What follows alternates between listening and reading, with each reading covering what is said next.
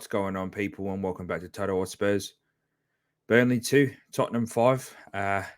What a game. First of all, I want you guys to know that we appreciate all of yous that join us on our channel, that join us on our lives, that joined us on our show, our first show on the Hotspur Hood, Spurs Down Under. So I appreciate all of yous giving you some love. But again, please like and subscribe to the channel if you haven't already. And hit that bell button for all future notifications for all our shows, all our lives, and all our recordings. But what a game and what a weekend for us here at Total Spurs. A great show on the Hotspur Hood. Thank you again to Tommy for letting us do that. That will be a weekly show at 1 p.m. UK time or 10 p.m. Eastern Standard Time in Australia if you are Aussie. We'll be doing about an hour and a bit on that show. Talking all things Spurs. If we get to do it before a game, we'll do pretty much a match preview as well and predictions. And yeah, thanks again, Tommy, for giving us that opportunity. Then we went straight into that live watching Tottenham absolutely dismantle Burnley, and what a performance from our number 10. This guy is special, James Maddison. He's got to be the most informed cam in the league. People can bring up Bruno, can bring up Odegaard. I know KDB's out, but Maddison has got to be the top cam in the league at the moment. And this guy is he's mint. There's no words to say about it, really, guys. It's very, very hard for me to even articulate the words. He's just come in, hit the ground running, done, filled that void that Kane has left. Obviously, his goals contribution hasn't hit the levels that Kane usually does, in general. But can't complain. He's got, I think, 2 goals. He's got about 4 or 5 assists already in the league. The guy is just immense distribution. The way he keeps the ball at his feet. His shot, what a shot. That was done with power and conviction. There was no keeper in the world saving that. And he dictates games when we're playing poor. I did feel like Bissouma and Sarr didn't have the greatest of games. But Son picked up, got himself a hat-trick, beautiful hat-trick, took all his shots well. I felt like he did really well in that role with Richarlison being dropped. I heard he had a bit of a knock, so that's probably the main reason why he got dropped. But I mean, really hard to come back from that performance from Sonny. I felt like Kulu did do a bit of a bit better in the last couple. He's starting to slowly improve. He just needs to have a shot every now and then. He's got a great whip, great curve on the ball, and there's times where he just doesn't. I don't feel like he's confident in shooting. So he just tries to lay it off or pass it, and his touches, his ball retention in terms of or ball control, I should say, isn't there yet. But he is slowly improving, and the more he improves, the better we'll become going forward. Big up Solomon. I did feel like he was quite selfish in the first half, trying to be on the ball, not releasing the ball as much as he could. I did criticize him, but he shut me up. He criticizing him in the first 20, 25 minutes, and he decided to go get an assist and absolutely tear on that left side, release the ball a bit more. Great ball to Sonny, by the way, for Son to first time it. And this is what I want to see from Manuel Solomon.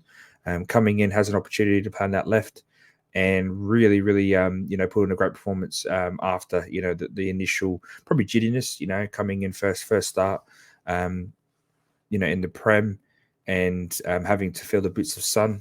He did really well. I'm really happy with his performance. Felt like he like I said, was a bit holding the ball too long, wasn't giving the ball away, trying to dribble through. But all in all, had a great game. Midfield again, I did feel like Sarr and Bissouma weren't back to their standards that they've been setting this season. Bissouma was quite looked like he was trying to just overcomplicate it sometimes. Looked like he felt like he was just like, oh, I'm a beast at the moment, so I can just dribble through the whole team. And I understand that's his game. But the likes of Dembele, were quite humble, and I see Bissouma holding that role in our team that Dembele did when we had that all-star team back under Poch. So I want him to be a bit smarter, a bit more humble, However, I don't want him to lose that cockiness and to lose that knack for trying things that are risky. I just felt like he did in the first half, especially try a bit too much. Maybe it was just because he felt like he could dribble through the team. But Burnley were pressing really, really high. I'll get into their tactics at the end because I think Company got it all wrong, especially we started scoring goals. But Sarr, again, good performance. You can't really say much. He did what he needed to do. I still think Sarr and Basuma keep their positions. Definitely. There's no if, buts, or maybes. I wasn't even questioning it. And that midfield three is working. So Bentancur, when he comes back, is really going to have a hard time trying to crack into that first 11. Back four, we did concede 2 goals. The first goal was quite poor. Porro didn't track his runner. The runner outpaced him. And then I don't know why Romero came in so short to allow Foster so much room to take the shot. Van de Ven tried to cover it. I think that was lack of communication there. I felt like they could have done better, but after that, there was no, even with their second goal towards the back end, the game was already done 5-1. So I can't really look at the players. But defensively, Van de Ven, again, this guy is I don't know, mate. He's like a Wagyu steak. He's just a rare defender that can do everything for me at the moment. Haven't seen him too much aerially, but in terms of his defensive capabilities and jockeying his players out to the side and getting them on their wrong foot and tracking when they're trying to twist his feet, he seems to be able to keep his feet in the right way so they can't twist him up. So yet again, great performance from Van de Ven and Udogie once again. Lost the ball a couple of times, but that's the risk he takes when he runs through midfield. Did feel like he ran him through a couple more times. Didn't have the link-up play like he does with Perisic, with Manuel Solomon.